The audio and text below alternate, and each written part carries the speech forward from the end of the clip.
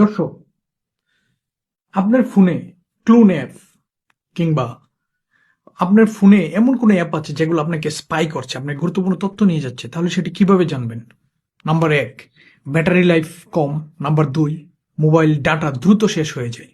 Number তিন, phone গরম হয়ে যায়। নাম্বার চার, কল রেকর্ডের সময় জিরজির শব্দ করে। নাম্বার এক, অচেনা অ্যাপ অনেক সময় ফোন চেক করতে গিয়ে দেখবেন ইনস্টল করা আছে অথচ আপনি করেন নাই। নাম্বার ছয়, মাইক্রোফোন, ক্যামেরা এবং লোকেশন মাঝে মধ্যে অন হয়ে যায় হঠাৎ করে। নাম্বার সাত, হঠাৎ এসএমএস এবং এই সেই কোড আপনার ফোনে ভরে যাবে। তো এই ক্ষেত্রে আপনি বাঁচতে কি করবেন? প্রথমে আপনার ফোনে আনইউজুয়াল যে আপনি অ্যাপগুলো আপনি সচরাচর ইউজ করেন না সেগুলো আনইনস্টল করে দিবেন। ২ নম্বর, অ্যান্টিভাইরাস ইউজ করতে পারেন। আপনি গুগল করলে পেয়ে যাবেন কি কি অ্যান্টিভাইরাস ফোনের জন্য ভালো।